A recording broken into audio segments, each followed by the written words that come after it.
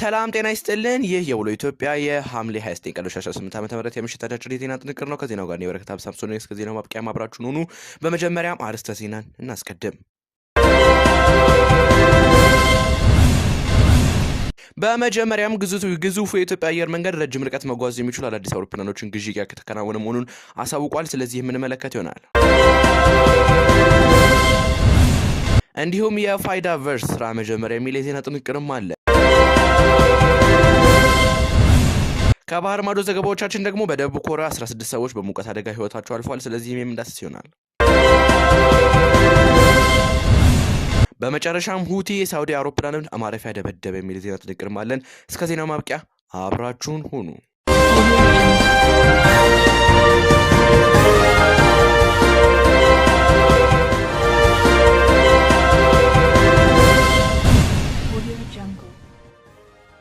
በመጀመሪያም ግዙፉ የኢትዮጵያ አየር መንገድ ረጅም ርቀት መጓዝ የሚችሉ አዳዲስ አውሮፕላኖችን ግዢ እየተከናወነ መሆኑን አሳውቋል።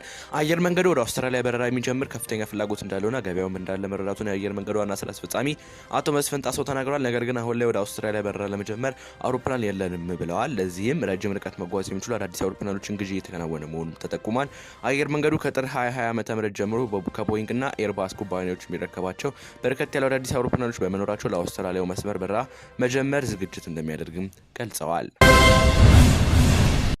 የብሔራዊ ዲጂታል መታወቂያ ፕሮግራም ፋይዳ ቨርስ በሚል ስያሜ መንግስት የልማት ድርጅት ሆኖ ተቋቋመ። የብሔራዊ ዲጂታል መታወቂያ ፕሮግራም ፋይዳ ቨርስ በሚል ስያሜ መንግስት ልማት ድርጅት ሆኖ በይፋ ስራ ጀምሯል። ምክትል ጠቅላይ ሚኒስትር ተመስገን ጥሩነህና ሌሎች ከፍተኛ የመንግስት የስራ ኃላፊዎች በተገኙበት በትናንትናው ዕለት ይፋ የተደረገው ፋይዳ ቨርስ የመንግስት የልማት ድርጅት በመሆን በኢትዮጵያ ኢንቨስትመንት ሆልዲንግ ስር እንደገና የተደራጀ ነው። ምክትል ጠቅላይ ሚኒስትሩ ይፋ በተደረገበት መንገድ ላይ ባደረጉት ንግግር ይህ ውሳኔ ዲጂታል ማንነት ልክ እንደ መንገድ ኃይልና ቴሌኮሙኒኬሽን ሁሉ ለኢትዮጵያ ተወዳዳሪነት ዘላቂ እድገት ወሳኝ የሆነ ስትራቴጂካዊ ሀገራዊ መሰረተ ልማት በመሆኑ የተወሰደ እርምጃ መሆኑን ጠቅሰዋል። አክለውም ፋይዳ ቨርስ ከሀገር አልፎ በዲጂታል ኢትዮጵያ 2030 ስትራቴጂ መሰረት ለቀጠናውና ለአፍሪካ አህጉር ልምድና አቅም በማጋራት የአፍሪካ ዲጂታል ሽግግር መሪ እንድንሆን ያስችለናል ብለዋል። ምክትል ጠቅላይ ሚኒስትሩ የብሔራዊ ዲጂታል መታወቂያ ፕሮግራም ወደ 50 ሚሊዮን የሚጠጉ ዜጎችን መመዝገቡንና ከ160 ሚሊዮን በላይ የማረጋገጫ አገልግሎቶች መስጠቱንም በንግግራቸው አስታውሰዋል።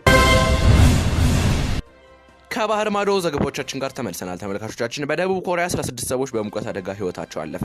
ከ2000 በላይ ሰዎች ከሙቀት ጋር በተያያዘ መታመማቸውን የሀገሪቱ ጤና ሚኒስቴር አስታውቋል። በተለይ በዋና ከተማ በከፍተኛ ሁኔታ መጨመሩም ገልጿል። ከሰሞኑ የምዕራብ አውሮፓ ሀገራት በከፍተኛ ሙቀት ሳቢያ በሰደድ እሳት እየተጎዱ ይገኛሉ። ዘገባው የዘ ኢንዲፔንደንት ነው። በመጨረሻም ሁቲ የሳውዲ አውሮፕላን ማረፊያን ደበደበ።